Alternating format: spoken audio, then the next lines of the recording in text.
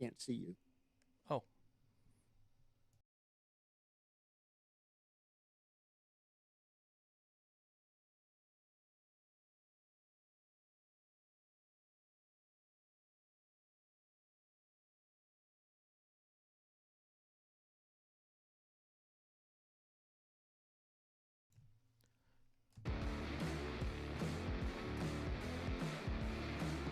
Up next on Inside ChampCar, what's cool at PRI?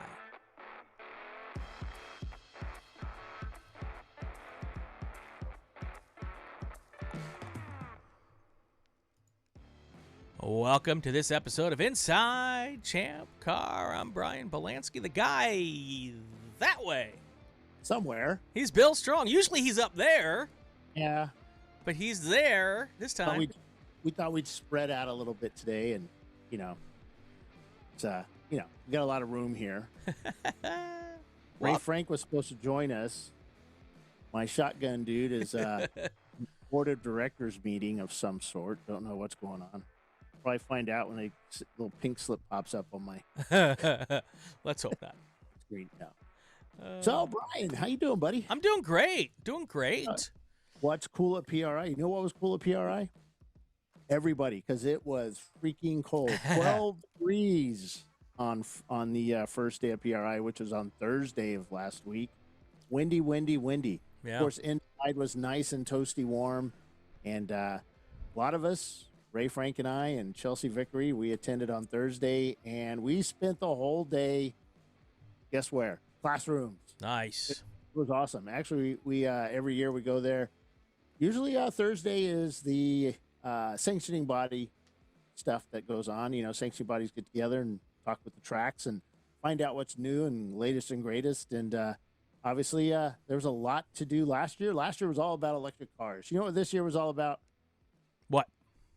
Not electric cars. Well, it was about asphalt. Oh, okay. Yeah, about asphalt. I had no clue. My wife's my father-in-law was into asphalt. Paving company forever. He worked for. I think he owned part of it at one point. I don't know, but yeah, that's the only thing I knew. I just like I said, into asphalt. Asphalt. Before we get too deep, though, Bill, we should explain, because there might be somebody out there who doesn't know what PRI is.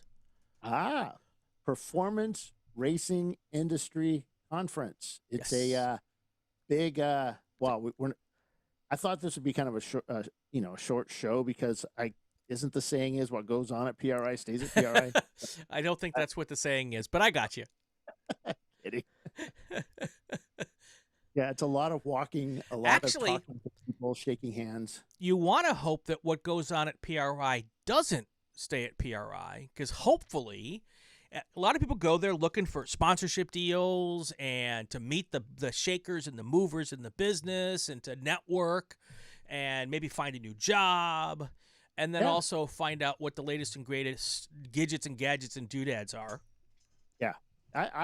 So I remember the first time I went in 2014 at Indianapolis, and it blew me away. It's like everything is there. It's just, seats and buttons and gauges and carburetors and fuel injection, right? Everything for a race car.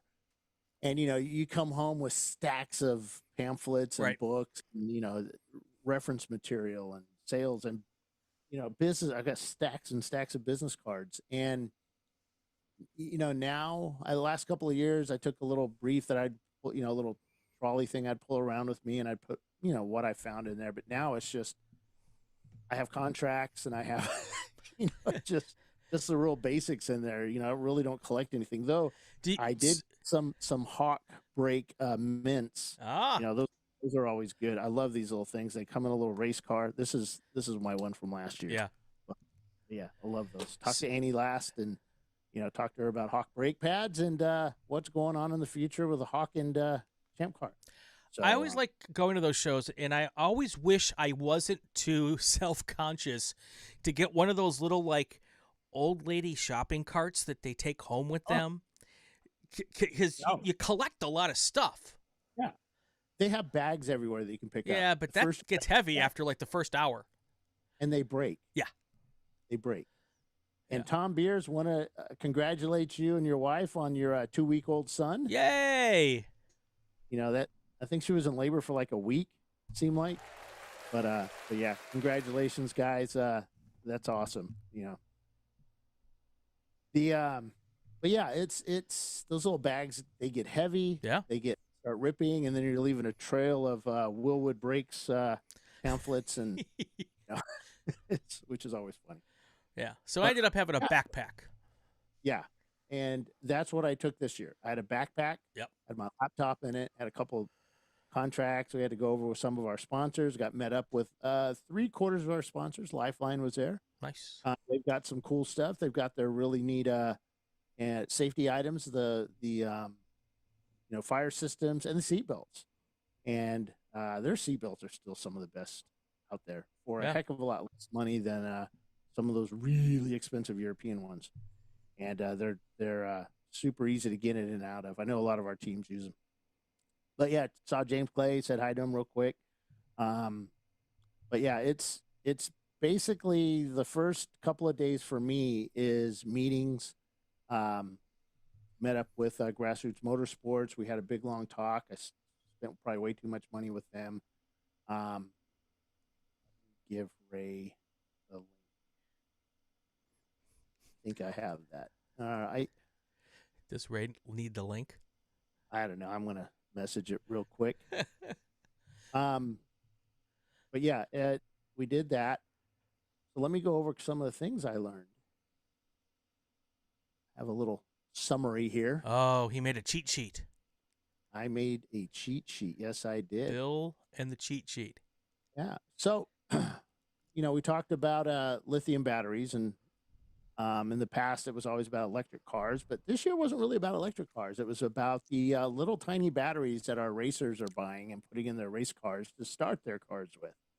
They're talking about these little batteries have smoke issues, not necessarily the fire issues, but smoke issues. So, yeah, I've said this in the past. I remember having a meeting at PRI with a battery manufacturer, and we discussed some things that we had seen earlier in the earlier days of these lithium batteries, and lithium ion phosphate. Is that it? Something like that. And we saw a couple of them outgas, and I made a joke about them smelling like purple, but it wasn't really a joke because that's what my mind told me, that smoke smelled like purple. So yeah, you got to be really careful. There's no PPE. Most fire teams don't have PPE to protect them from those from the 3,000 degree flames if it does catch on fire or the smoke coming in. But yeah, you might not want to keep those in the interior of your car. You want to keep them in the outside, probably engine bay or trunk area of your car. You don't want to put those lithium batteries inside, just in case they do. I don't know, what do they call it? They go into overheating. Yeah, there's another word they use. Okay. Yeah, if they go nuclear. So yeah, you don't you don't want to do that. And if you do use them, one of the things that was discussed was to use quick release toolless mounts, so you can get that battery out of there without having any tools. And we learned. Somebody's. Oh, Ray wants me to email it to him. But yeah, using no tools. Right. Here, let me take care of this real quick, guys. While he's doing that, Kelly Whitnauer is in the house. Also, of course, Timothy Elliott. We love Timothy. He's always here with us. Fred Wolf is here. Thank you, Tim, for reminding everyone to smash the like button. Appreciate it. Team Infinity also here. Good evening to them as well. I think Ed's still looking for a funded driver for Sebring. So, you guys have funds. I think that's what that is. Is PRI in the RCA Dome? No, it's in the Indianapolis Convention Center. Okay. And part of it is now that's something that Ray and I said we needed to do. So we needed to go. On Saturday we were going to go over to the big dome or whatever it is, the stadium, and go see what was in the stadium. We've said this 2 years in a row. We have not got over there yet. Oh, so busy. Yeah. there's a lot to do in the I know. convention. So, but yeah, batteries. Most tracks have staff that are trained on incident responses for EV and battery issues. So that's not really a big deal anymore. A huge deal, I should say. There's still some concern about EVs on tracks, but most tracks have their stuff together. We're talking about our techs. We're going to get our ChampCar tech inspectors SFI certified, which is part of our fee each year. I didn't know that, so we're going to send them off and get them certified, and it'll be pretty cool with their little ID cards and the whole bit. What is it? Oh, we talked about fatalities in 2024. Fatalities kind of suck, but we've only had 8 in all of motorsport in 2024. We had 1 boating, 2 circuit racing, 3 drag racing, and 2 oval. And that's 0 in autocross. And I think you said earlier there was a bunch or there was a couple of them in autocross the previous year. Right. Closed public highway racing, 0. Demo derby, that's the one you would think you'd get some deaths in, 0, which is good.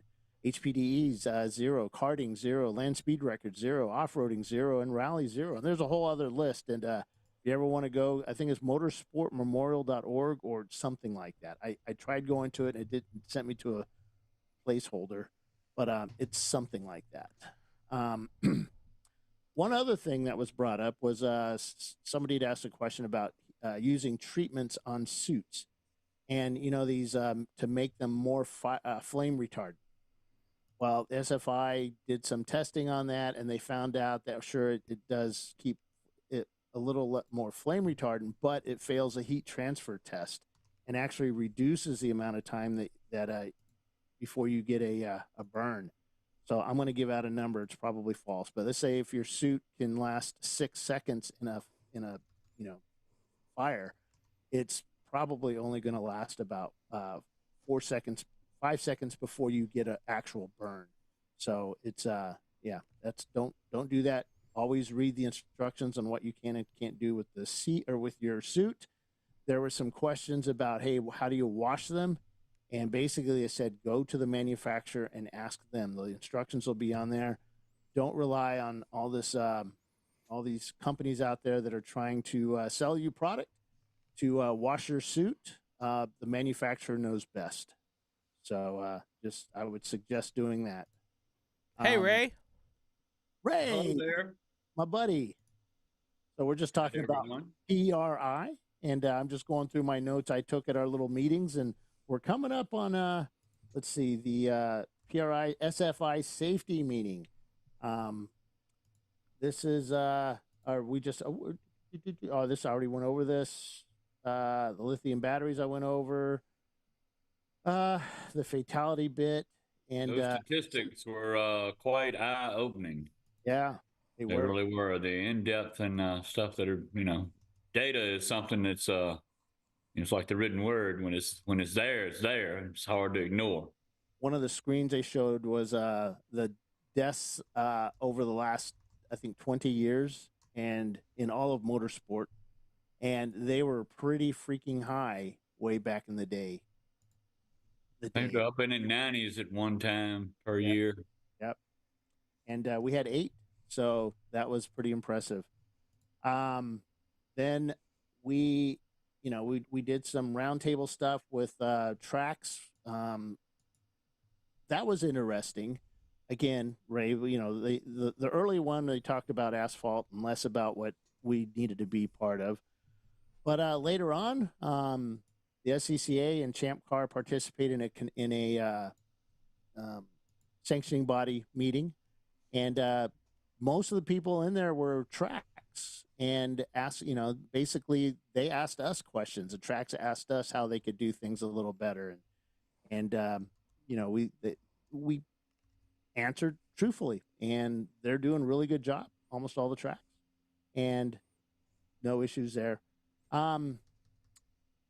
Then we went to another meeting, which was the SR. No, that's when I became. So Ray got invited to a dinner, and I have to tag along. I'm Ray's +1 Yeah. or is third wheel. Which one would that be? +1. So That Ray and yeah. So Ray and I go to this not a meeting. It was a dinner. it was a dinner, and it was quite exclusive. The people that were in there, you're more of a name guy than I am, but it was that doctor that works on puts all these drivers back together, neurosurgeon type guys. Dr. Terry Trammell. Trammell. Yeah. It was given on by Stand 21 and a safety organization they've always supported. And Stand 21 is a French company.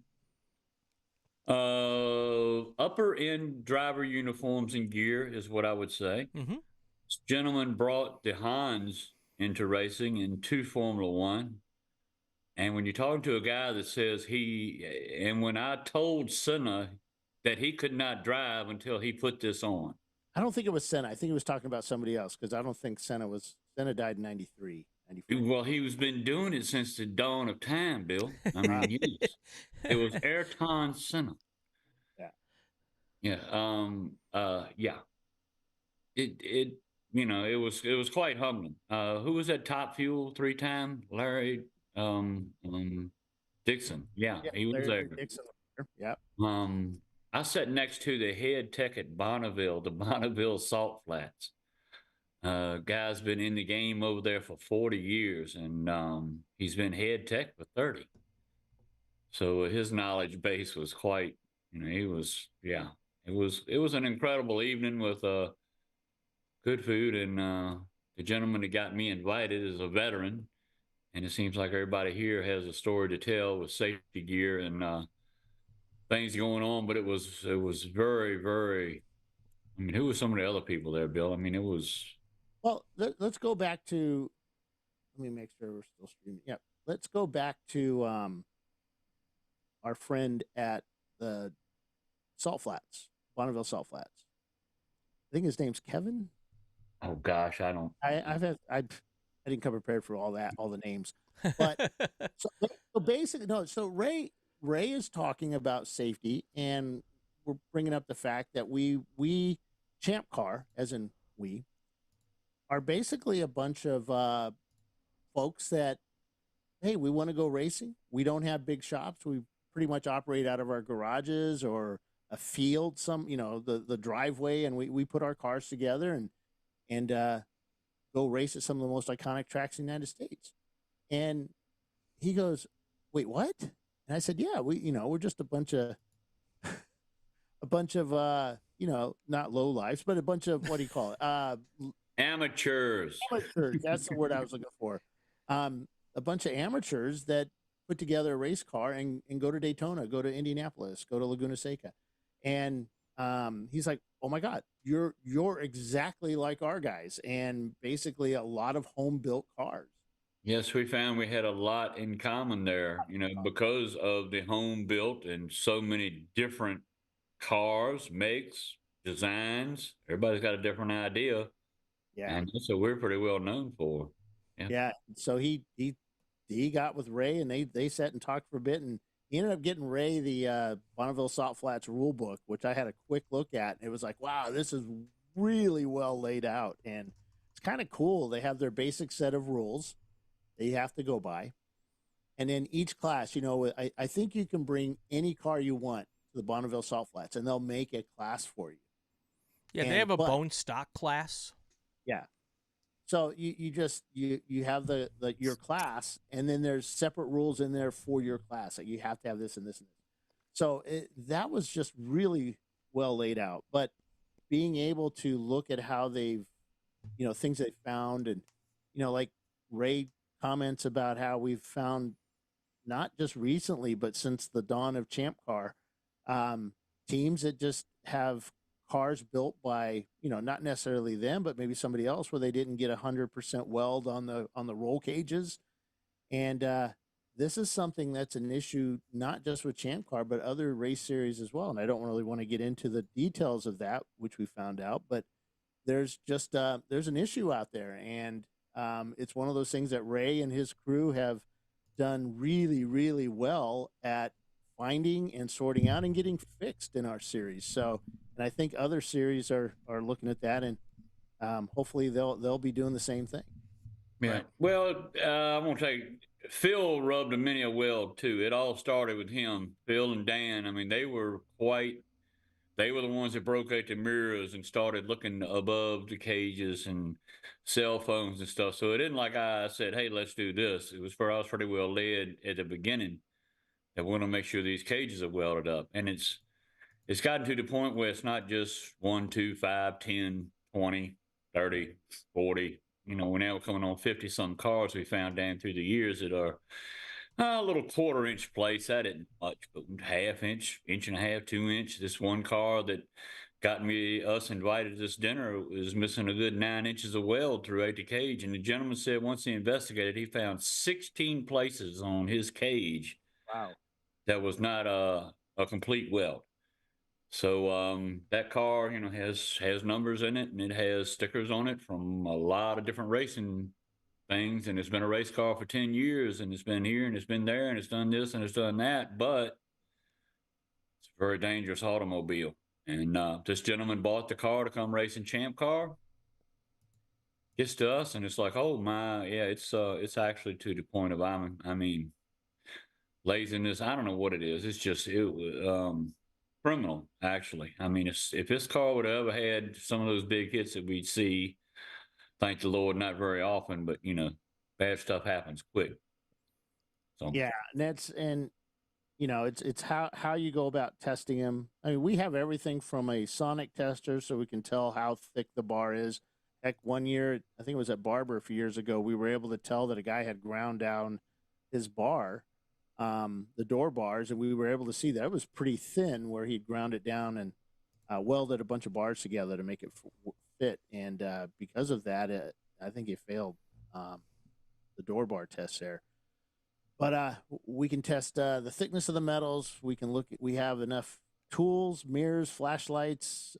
We have cameras that will bend around corners, and we can get into little areas that most people can't see. And it's kind of cool the way they do it. So, and I will say, I know we miss stuff too because we are human, but it's gotten to the point of it's it's shocking. Well, I thought it was shocking. Now it's appalling, and let's put it this way, it made me mad.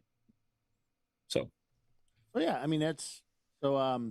We did that, and that was really neat. That was there was also the passing of the baton from Yves, and I cannot remember his last name. French gentleman that started Stand 21. He's handing over the keys to the kingdom to his sons, and they're taking over the business now at Stand 21.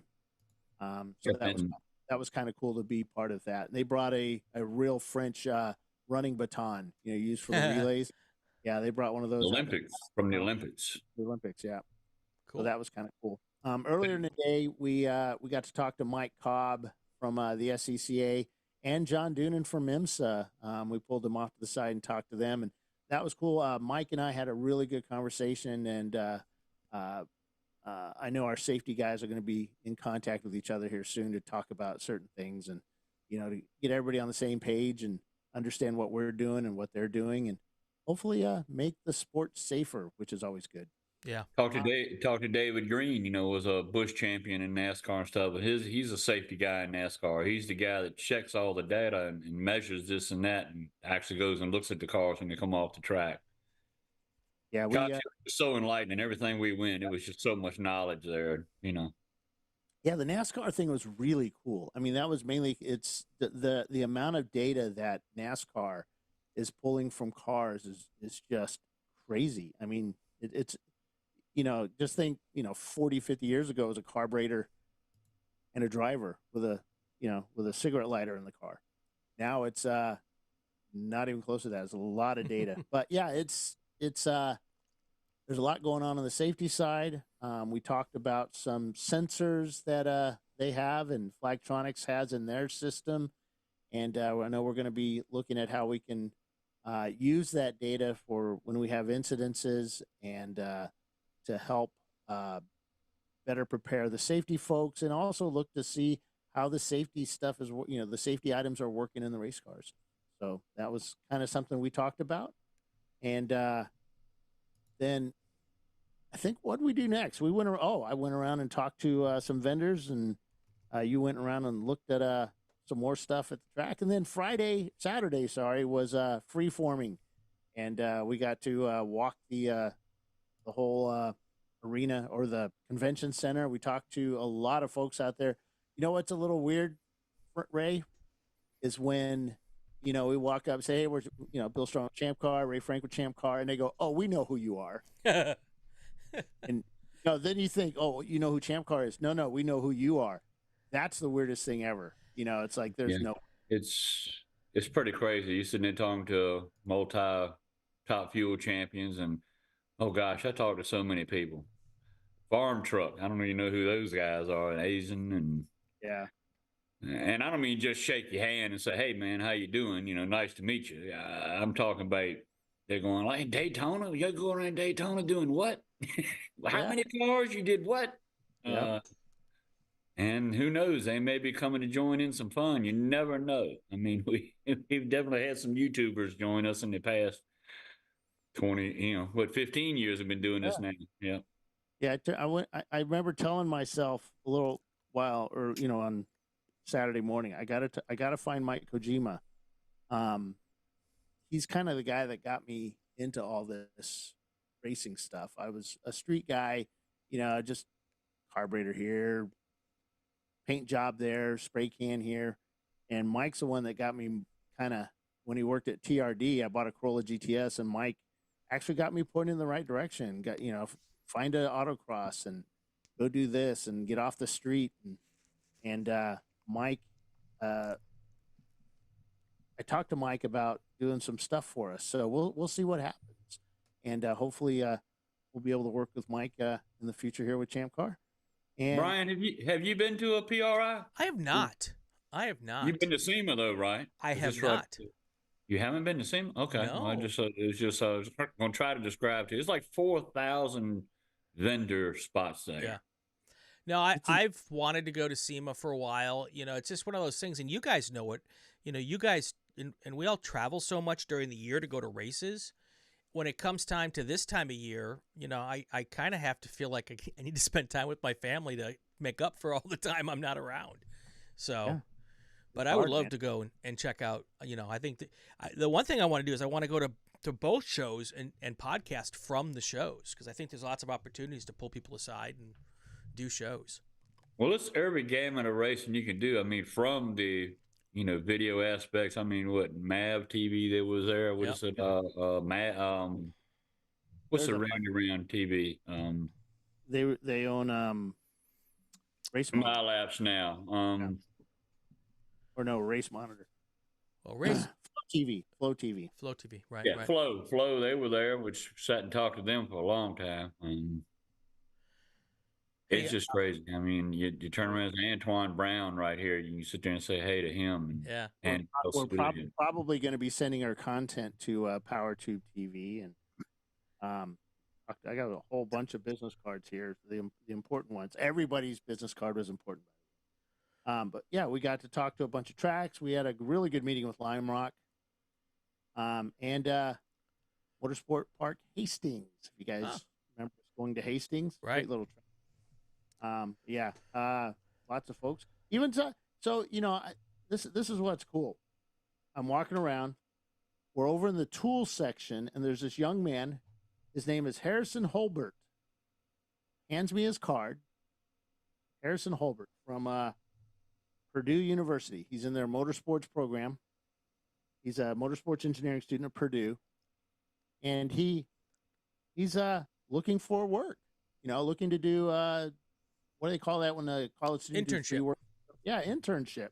I thought that's cool. So I pointed him to a couple of places. I said, I know those people are always looking for people. And so hopefully I've helped Harrison out, or hopefully he's done quite well there. So that's kind of cool.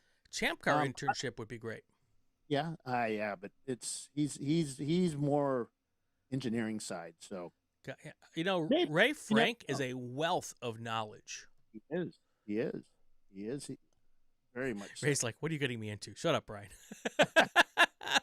So, we hung out with Mark Storm from He's the national account executive from Auto Trader. That was kind of cool. He goes back to Auto Trader back when it was in print. Remember that, Brian? Oh yeah, absolutely. Yeah, that was pretty cool. That was like the Sears Roebuck Christmas catalog for car guys. Yeah, exactly. I don't know if you guys saw my Facebook post. I found Ace's Fuel Injection. It's another company that has a pretty cool little product out there, a little 2-barrel carburetor that's fuel injection. Yeah. It's right up to the Holly 2-barrel mount and everything. So that's kind of cool. Yeah, so we talked to a lot of vendors. There were a bunch that at Race and WRL and ChampCar. Go ahead, Ray. I don't know whether you mentioned this yet or not because I got in here late, but I said it was what 4,000 some vendors there, and we kind of like hung out in the number one award-winning booth. Yeah. My buddies over at Flagtronics have again won best product at SEMA out of 4, whatever. I mean, all these stuff. And these guys have again. I mean, it was best new product when they first came out, and then 2 years in a row. I haven't got there yet, Ray. Right. Oh, I'm sorry, Bill. I stole your thunder out of there, but no, it's all right. That was a cool thing to be hanging with our buddies at Flagtronics. When they're getting all that stuff done. Yeah, they had a lot of people coming around them this year. Saturdays we kind of use. Well, actually, the whole weekend we used their area as our kind of headquarters, the meetup area when we lose each other, because you can lose each other there. I lost Ray like 10 times. He found some. He's going around and there's all these people getting interviewed, and Ray's a little older than me, so he kind of remembers the old timers and some old timers getting interviewed, and he's like, and yeah. Well, I don't know with the street outlaws deal. Like I said, I did talk to Farm Truck Asian and some guy named Jeff Lutz. Yeah, him. And who was that hanging with him? That Top Fuel guy. Antron Brown. No, he was there though. I did say hey to him. Now that was just I just met Antoine. I didn't sit down and do the old BS because he was quite busy doing a interview with Angel Cedar. They did something about their shop and everything. It was cool watching it filming. Doggone, he used to drive the Werner car in IHRA. He's got a bunch of IHRA championships and he's back in NHRA now. But, Clay Milliken. Yeah, Clay Milliken. So they're sitting there and getting interviewed by I can't say what he says because another YouTuber. But they got this project. Lutz is known for 57 Chevys, and his son built one for Clay Milliken. There's a project they're doing together, and it's a 57 Chevrolet, but they decided on this one, they put a supercharged Hemi in it. And what we're going to use for fuel? Well, let's do that hydrogen thing. So to say it's a unique car is, just a little bit. Of course, it was at SEMA. It was here. They're going to show it for a year. Then they're going to auction it off, and 100% of the proceeds, which I guess is going to go to trade schools, to give kids, scholarships to trade schools. So as an industry, we realize that our youth is where it's at. I mentioned to our board of directors tonight a program we need to do to get a little more youth on, aside of our, iRacing series and other things, So. Nice.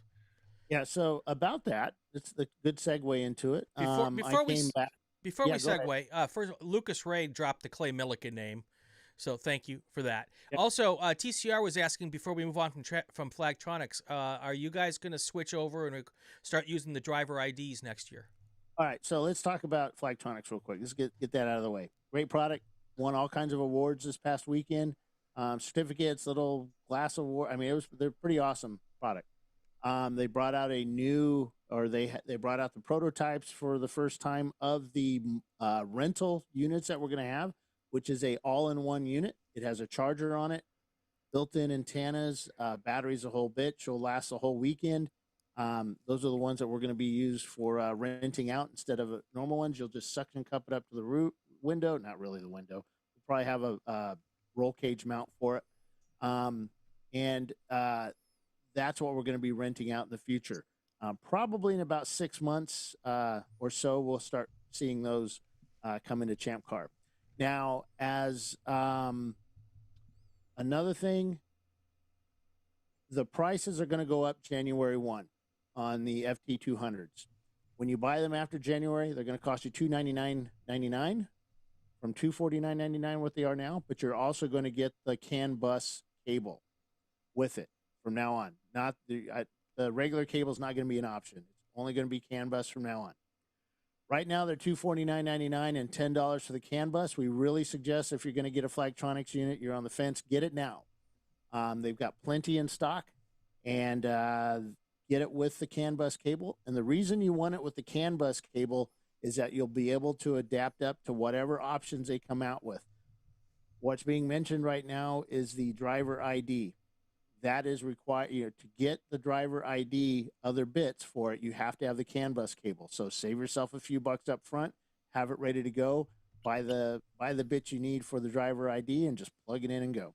So driver ID, ChampCar will not require driver ID. Just to let you guys know, it's not required. It's going to be an option. It should work right now. How do we go about seeing it? I don't know yet. I haven't been taught how to do that. So once Alaric and team and James get me the instructions on how to make driver ID work, I'll be able to put that up on the Flagtronics, or I'll be able to put it somewhere. Don't know where, but it's going to go somewhere. So from what I understand, there's going to be some really neat bits software and software coming out first part of 2025. They're starting to surprise me now with things. In fact, I downloaded the latest version of Track Director, which is what the organization uses to control the flags from the tower. And I noticed that something I'd asked for is now there. I can't accidentally black flag everybody during a race now. Thanks, James and team. That's awesome. But yeah, Alaric says that they have plenty of CAN bus harnesses available. So if you've already got a FT200, go ahead and get that CAN bus cable from them, and it plugs right into your Flagtronics unit. You can order that from flagtronics.com. Now, I also ordered, here's another issue that we're seeing, and I'm going to be doing some testing over the next few races. I ordered 25 of the batteries that connect up to your harness. I just ordered those about 30 minutes ago. So just to let you know, Alaric, you got 25 orders. You gotta send me. But what we're finding out is that some of the early examples and some of the way that these things are being treated, basically left out, cold, hot, whatever. Looks like about 3 years is the life of the batteries for those where it has the extremes.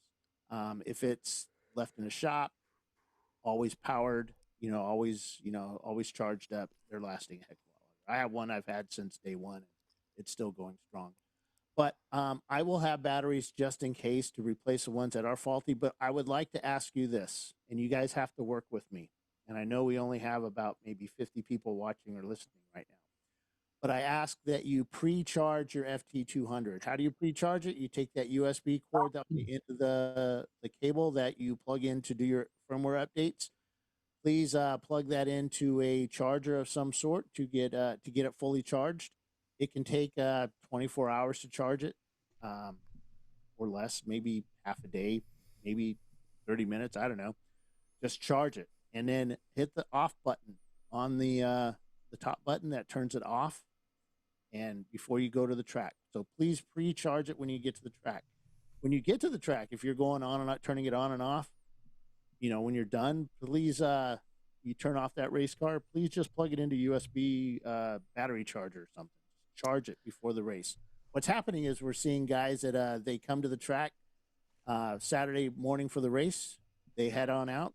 Green flag drops, and their battery's at 0. So now they have a 2.5 amp charger, their cigarette lighter they have it plugged into, and it's trying to charge the battery. But remember, it's also got to run the system. It's got to run the GPS. It has to do it. So I'm going to make up a number here. Maybe half an amp is being used to charge a battery. So it can take a while to charge that battery up. I'm seeing it take almost, during a race about, a little bit after lunch is usually when I'm starting to see green in the batteries. So if you have an older battery and you go to shut that thing off, one of those breaks. So exactly. So what I suggest is before you leave for the track, plug this in and while you're trailing into the racetrack, let that thing charge all day Friday, and then by the time you get to Saturday morning, you'll be good to go. And then if on Saturday night, if there's time, if you have to come off the track on Saturday night, plug it back in Saturday night. This will last you the whole weekend.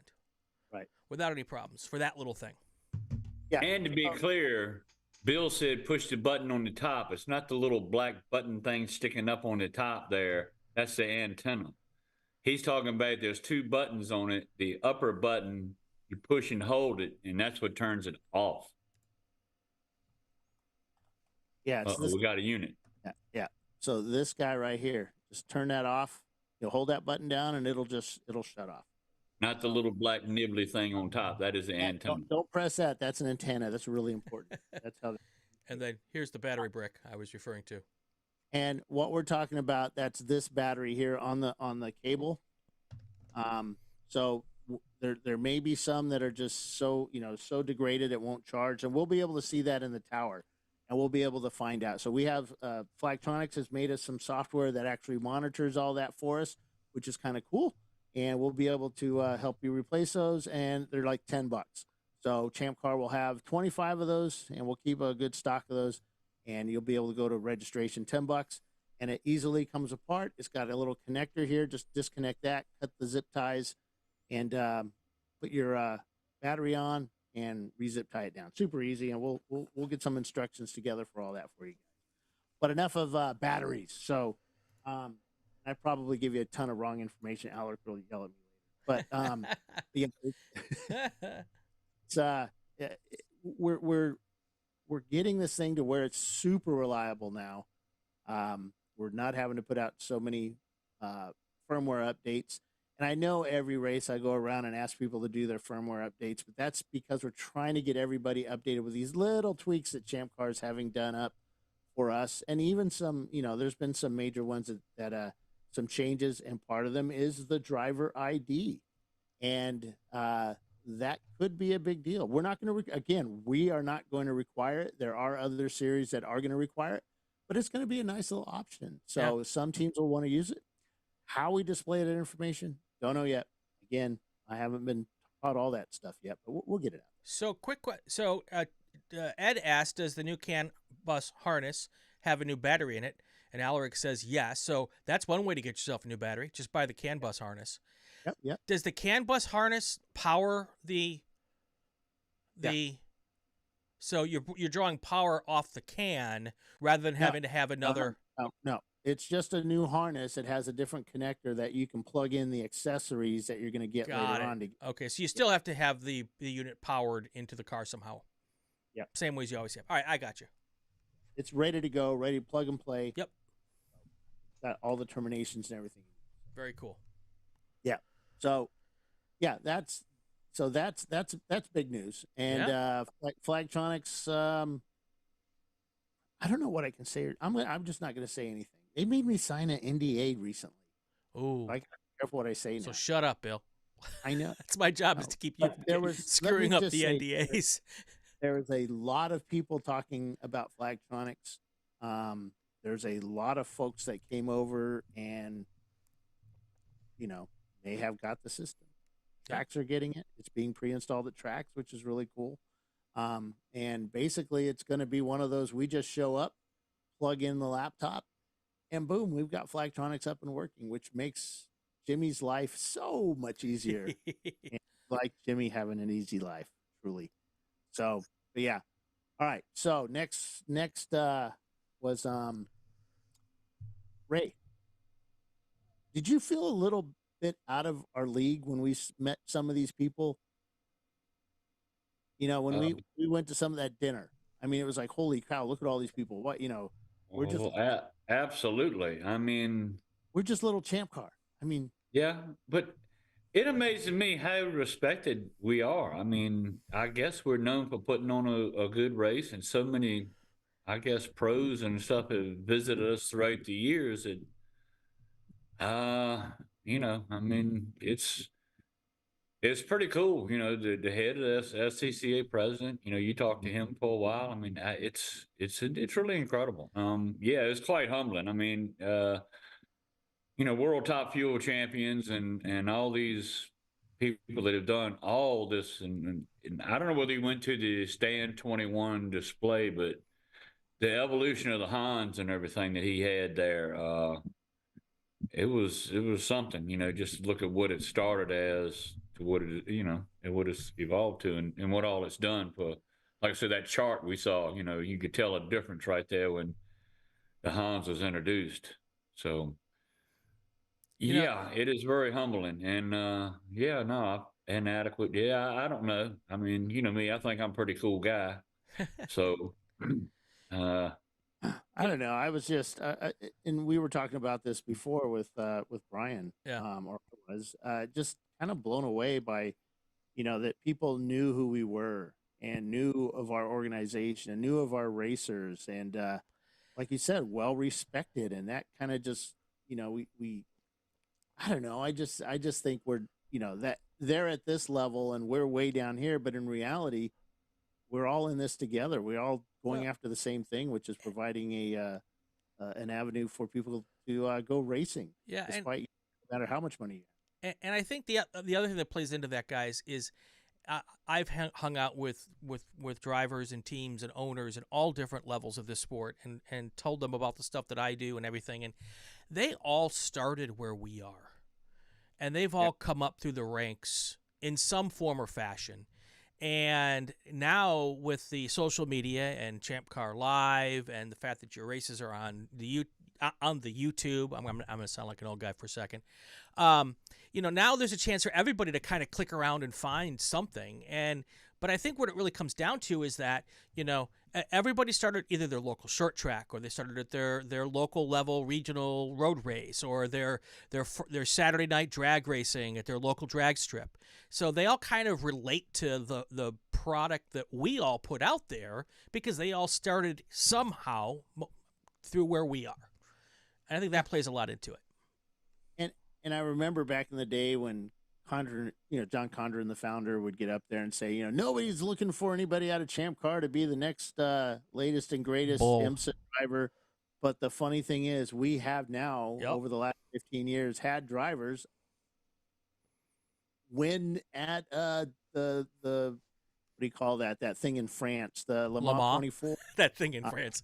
That little race in France. And in the Rolex 24. Yeah. So I'm not that they started here, but No. they have raced with us. Right. So it's just crazy what we're at now. We're getting kids coming up through, young kids coming up, getting track time Right. at ChampCar and WRL, and moving on to Spec Miata, and what's the next one up from Spec Miata, the Miata Spec MX5 or MX5 Cup. Yeah, thank you. Yeah, moving up to that stuff. So it is really cool, and if we can, the more we can offer people that, the better. And I know that we also offer, ChampCar offers university teams and high school teams an avenue to do their stuff, come racing, build a race car and come do it. And we are now putting together a proper packet for these teams to give them an idea of what they need to do, the whole process. Andrea got that ready for, I got the first draft of that, I believe, yesterday. So we're going to be putting that up. And that's also going to work with not just the academic teams, but with our veteran teams as well. So we have quite a few veterans teams out there, and we're kind of going to start pushing that again, because it's an avenue that gets these guys out doing motorsport stuff. So, and I would think that how-to packet will be good for anybody who's just trying to put a team together. I mean, it's great for the college teams and everything, but there's a lot of people that we are the entry drug for motorsports for them, and they may have no experience doing this. Yeah. So, I misrepresented that. The Andrea sent me the application to it. So basically, if you have an education team, sure, you apply for it, and you have to have the proper credentials. Got it. Okay. The representative, your instructors need to be part of it too. It just can't be some bunch of guys that, I went to the University of Cancun, and got it. I want to go racing for free. So, yeah, that's the way we've got it set up. So cool. So we'll be putting that together, and then that hopefully that'll be done in time for 2025. So, Yeah. yeah. So Ray, what was your takeaway from PRI 2024? I think a lot of focus of a lot of it was, get the youth involved. What do we have to do? Motorsports is kind of it's going through a change. We've had several things happen lately. Is it dying? Is it growing? What is going on? You look at that show; it was pretty powerful. All the things going on, a lot of positive things, and other groups. We all seem to have had successful years last year. I think it's a great way to have fun. We're all interested in safety, and like I say, a huge SFI and all those meetings we had. Half the meetings we attended were on safety. Mm.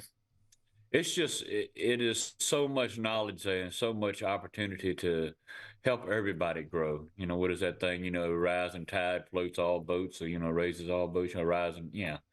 That And thing. that's what it's got to be. We're competing with each other, kind of, but then again, we all have the same interest. We've got to get these people going because, I think all of us are going to kind of still be around.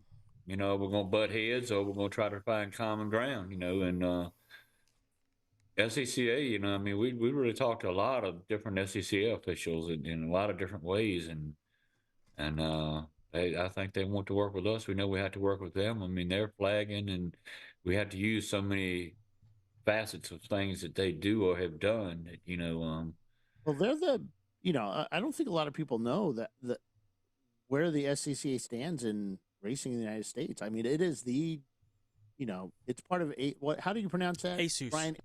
ASUS or It- ACUS. I've heard it a number of different ways, yeah, but it's the they are. Association of Car Clubs United States. Yeah, so Um, they're the big boys. well, and They're ASUS is the U.S. Chapter of the FIA. So, and are you guys an ASUS member? no, but it is something that I am actually working on right now. Yeah. So yeah, I'd like to get my the ChampCar name up there next to NASCAR, IndyCar, SCCA. I mean, there's a whole list, IMSA, and I want ChampCar part of that. So that's and something we'll be looking into. and I know the SCCA takes their role in ASUS very seriously as being the kind of representative of all of us amateurs. Amateur racing organizations. They're kind of speaking on behalf of everybody on that national and world stage. So, but yeah, I don't know what it takes to become a member. But yeah, it's a pretty good club. Yeah. So And that's and we'll look into it if it's something we I'm going to get that to the boss, and if it's something he feels that might help our membership and help racing in the United States, maybe we'll move into that arena. But first we have to get the info, and we'll move on from there. Yeah. Looking at Sebring coming up. What's that? 16 days away or something? I don't know. It could be 8 days away. I don't even know what day it is today. But Today is the it's like 17th. 9 days away, Bill. Okay. It's pretty damn close. It's soon. So, last I looked, we had like 92 entries. Guess what we have? 101. 101. Yep. Right. And I think we had to cut that off because, we only have so many pit lanes at that track. So, yeah. So 9 days till Christmas, which is like 10 days before the race, till we have to leave. We have a full staff of crew going down there. I think it's almost all hands on deck because 101 people. It's going to be crazy fun. Like I asked, make sure that everybody updates your firmware. We've done a lot of upgrades since the last, we've done 2 upgrades since the last Sebring. I like to have everybody on the same firmware. So when you plug into into Device Manager on your FT200, please pick the ChampCar firmware. That helps us out in the tower. We'll be able to tell who has what, but that means you have the latest and greatest, and we'll be able to get you'll be able to get all the info that we're sending you through Flagtronics. So yeah, it's it's going to be a fun time at Sebring. Hopefully, it's nice and warm and dry because that's what it is in Christmas down there. Hopefully, we are doing a live broadcast down there. Paulie will be there. I believe Bill Salen will be there as well. I don't know if Tiffany's going to be attending or not, but yeah, we're going to have all the crew down there doing the show. I know I just got informed today, though I'd heard about it, that Doc Waldrop's son Nolan will be attending the event as well, taking pictures and helping out with helping Paulie out with Nice. something. So yeah, it's always great to see Nolan. Good kid, going to college now, and hopefully following in his father's footsteps, and doing media. So, yeah. What else? I had a whole list of things I wanted to talk about. Nope, got all that done. Got that done. So yeah, Ray, you got anything? You got tech coming up? We're going to be doing 2025 tech. I got the tech stickers, those for the helmets. We're going to give those away for free in 2025. All right. Well, I don't think we're going to be able to do tech for next year because too many cars. The system. Do we have the system link? Yes. Yeah. I'm sorry. So for those expecting to do early tech at Sebring, as you know, we're moving over to a new system for 2025 for registration, as some of you have already done. Our tech system, we have to modify. We weren't able to get the tech system working in Motorsports Reg. So Rob has been working diligently, I think 24 hours a day for the last week, and he will get all that done over the next, we can't do the 2025 tech yet. Unless magic happens, we'll let you know before then. But just basically, no 2025 tech at Sebring. Best way to do it. I know that we tried it. We did it last year, and we had a little hiccup. And we had some cars that had to be reteched a few times because they never showed up in the system because of a hiccup. So we don't want that happening again. So, and Ed, you'll be okay, buddy. He's like, no. So, but yeah. You just have to be like everybody else and show up at Atlanta. There you go. So I have opened up Road Atlanta, which we had plenty of. We need more people signing up for that. So get signed up for Road Atlanta. I have opened up Harris Hill, and today I opened up NCM. No, I opened up Harris Hill today and NCM Motorsports Park, the national championship. You can go to Motorsports Reg and sign up for that. And guess what? If you load up the list, you'll see that there's a Daytona registration. Look at the internet just going nuts right now. Except you can't register just yet. We're not going to allow you to register until noon on January 2nd. And, that's Ed. Ed says decals don't stick in 40-degree weather. It's going to be 67 and sunny. Come on. So, yeah. We also, so I opened up Daytona's there. It's just not opened up yet. January 2nd at noon Eastern time. Registration will open up for Daytona. I suggest that if you want to go to Daytona, then you sign up. Super important. Because that will sell out. From the amount of emails I've gotten because we don't have it opened up, it's going to be quick. Is it going to be Indy style 14 minutes? 7 minutes total, and there was a hiccup there, so it was actually less than that, 8 minutes. Who knows? It'd be kind of cool to watch that, though, because I will be watching. Cool. We brought on a new sponsor for 2025, Arch Badger. Arch Badger has joined the league of ChampCar sponsors, and they'll be on the side of the car, so we'll have new decals. I sent that artwork off today to RVA Graphics and Wraps, so they'll be printing up all new decals for Ray Frank to hand out at ChampCar events in 2025. So that'll be cool. And what else? I think that's about it, really. Yeah, I think that's about it. All right. Oh, spot on, buddy. 9:59. I love or it. 6:59 your time. I love it. Cool. Yeah. So I think we are done for the day. Is it next week?